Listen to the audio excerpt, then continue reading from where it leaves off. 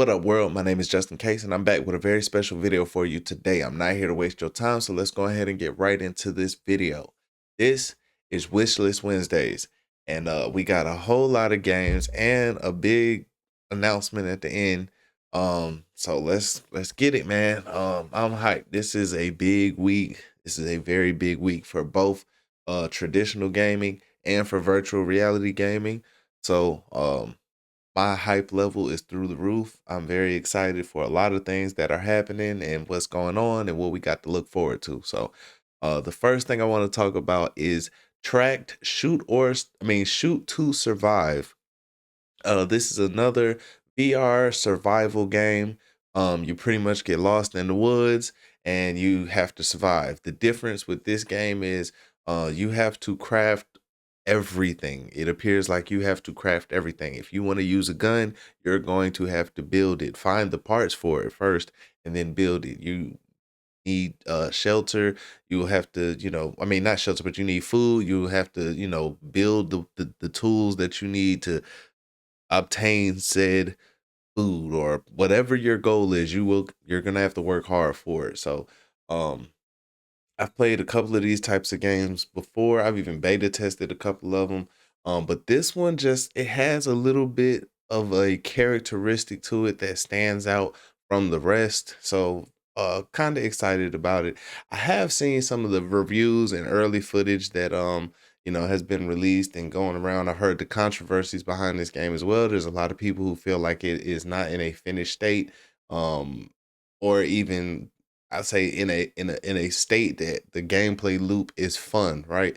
So I understand that. I understand their concerns, but again, I still feel like this is a game worth at least looking at and again putting on your wish list. This is the whole point of these videos. So there's that one. The next one I want to get into is Glassbreakers, Champions of Moss. Okay, this franchise is already building a cult-like following from the first game, Moss, um, on virtual reality headsets. People loved it. This is a game that I have been hearing about nonstop since I first started looking into VR. Um, and just it is very highly regarded as just a must-play game, must-play franchise. So if you haven't heard of Moss, I suggest you go check that out. But this game, Glassbreakers, is more of a multiplayer competitive type of game based in the world around Moss. So I love how they took that idea, take the main franchise and build and spin off of it and, give the fans more of the lore and backstory, more of what they want from this franchise. So big shout out to them for doing that. And I have already heard a lot from people who have played this game early and they love it. Glassbreakers is phenomenal. Um I, I can't wait to play it myself.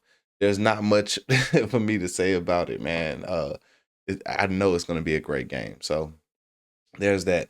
The next game we're going to talk about today is Black Ops 7. Black Ops is probably my favorite game in the entire the Black Ops series is my favorite game out of the entire Call of Duty franchise.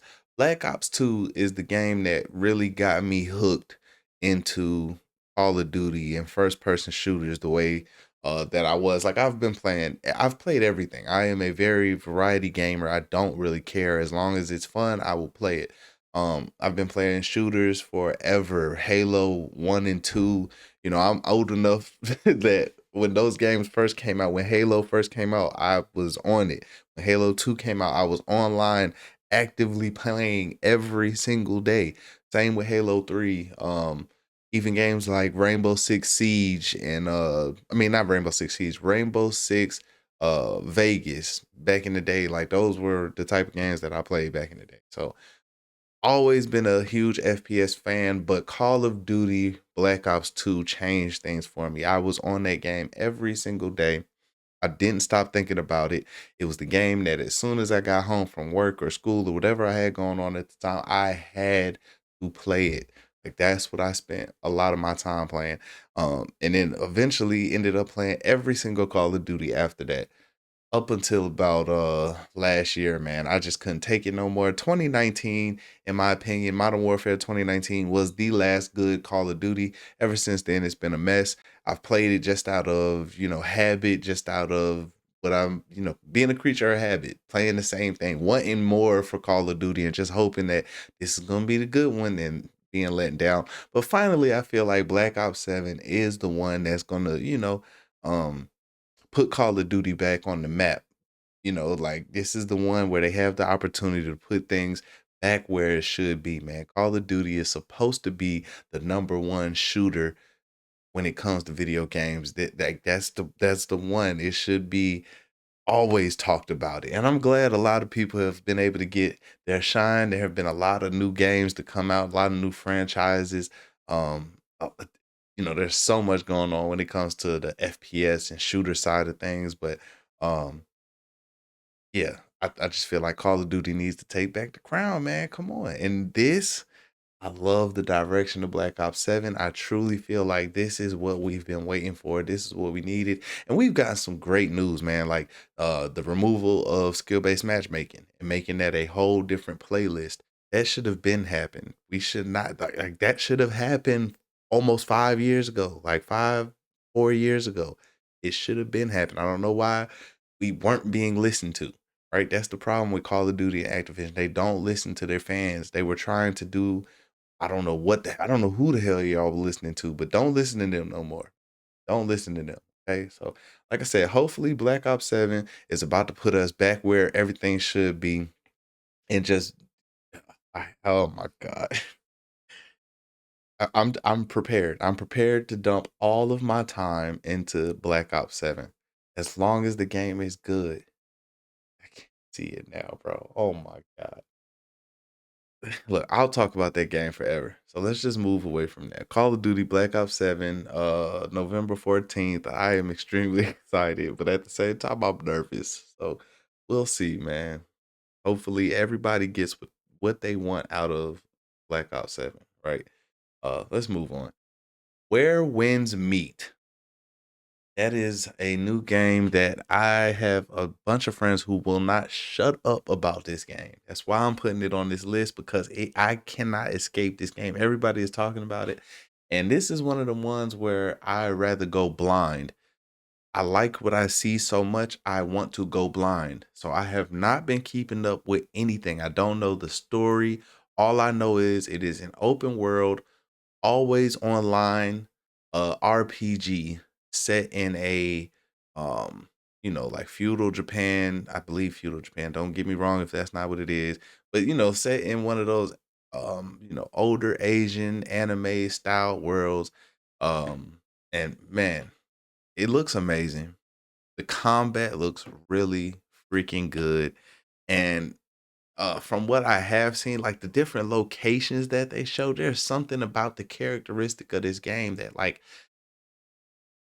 every single location looks amazing, bro.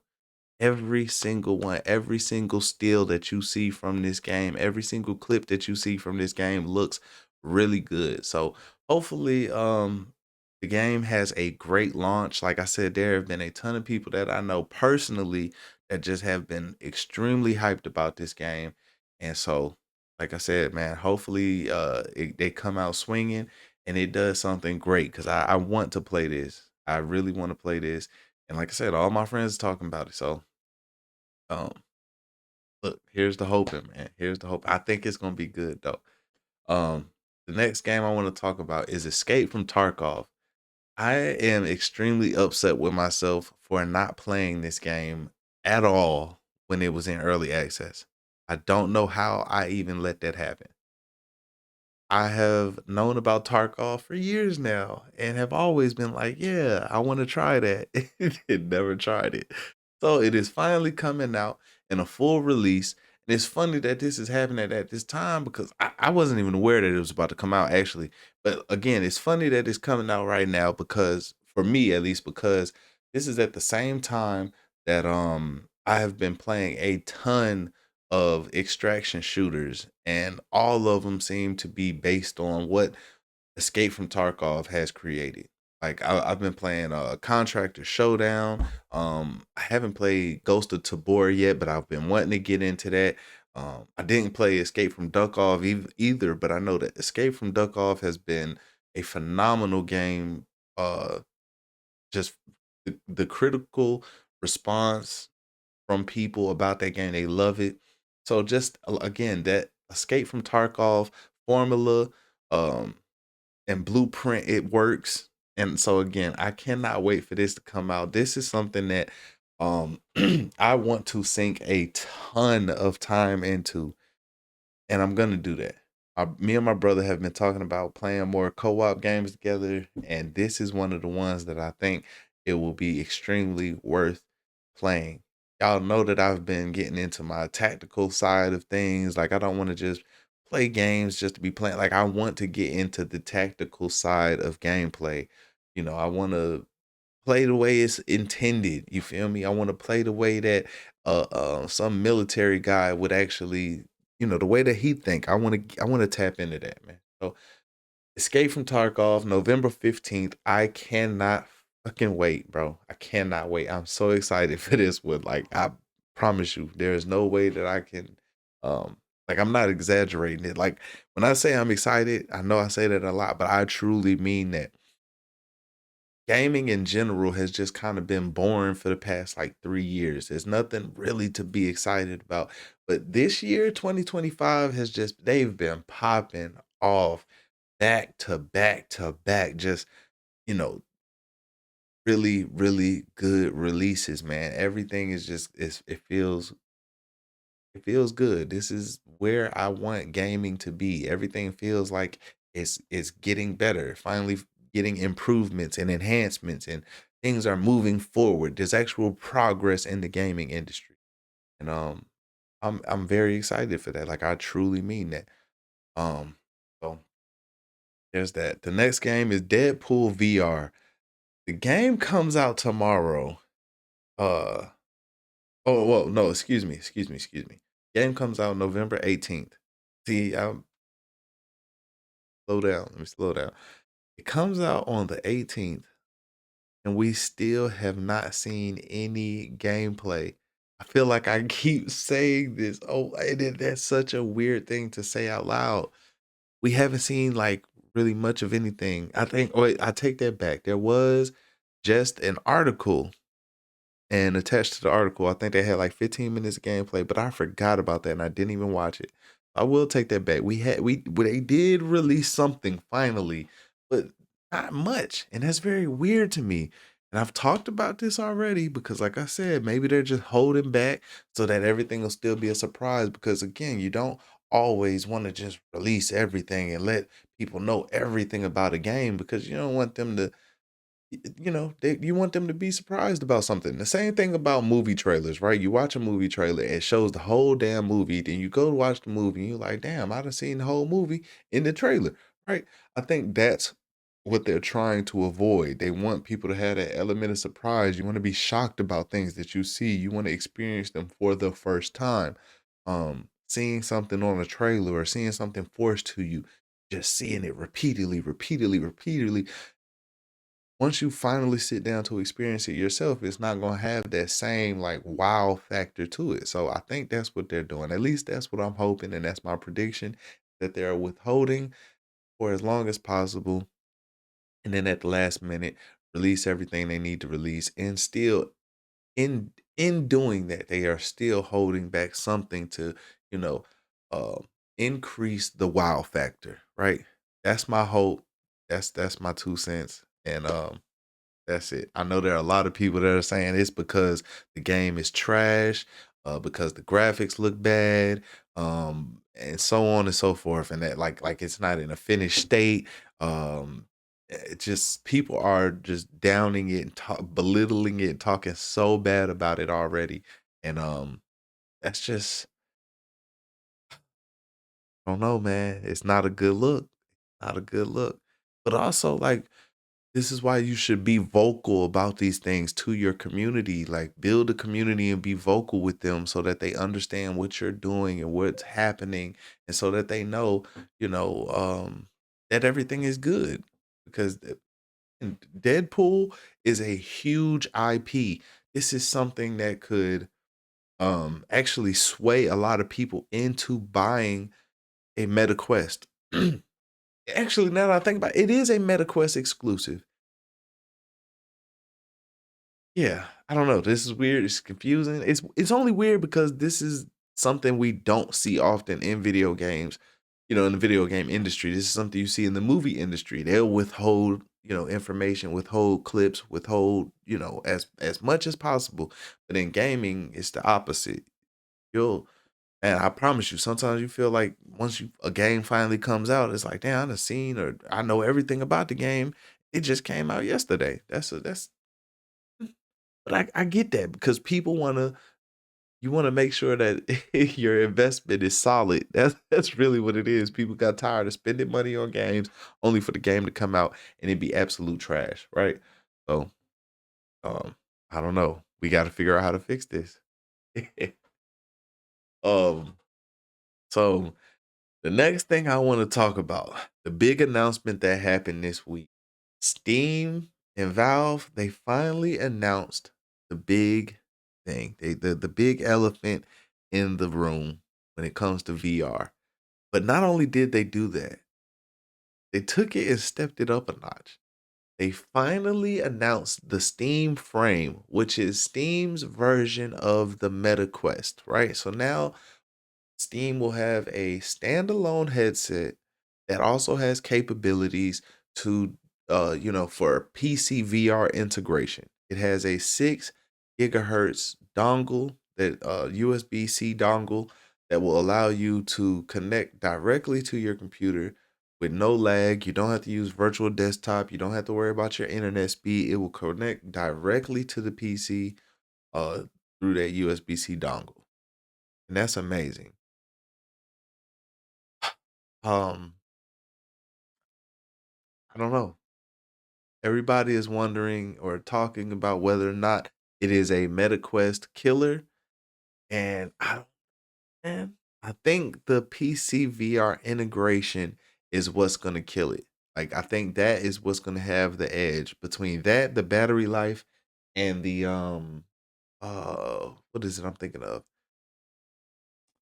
Uh, um, I can't remember what it's called, but the Steam frame has the ability to enhance whatever you're actually looking at. So it'll use your eye tracking, and instead of just having a blanket one resolution at all times, it will enhance, increase the resolution of whatever your eyes are directly looking at in that moment. And so that alone kind of, you know, knocks the quest out of the park. But it also puts us in a gray area where we don't know what the price point is. And so it could either be the same price as the Quest 3, or it could be, 1,000 or $1,200. We don't really know right now because they didn't say anything. But I'm extremely impressed with it so far. I probably will be getting my hands on a Steam frame. Not even probably, I will get my hands on a Steam frame just because I want that PCVR integration. Um, I can't really explain it. I'm starting to realize why PCVR is, a little bit more beneficial. I'm having issues, like you guys know, when it comes to recording my gameplay and stuff like that. And I wouldn't have that issue if I was using PCVR. So I think it's about time for me to go ahead and make that transition. And this is actually the perfect way for me to, enter that realm. So there's that.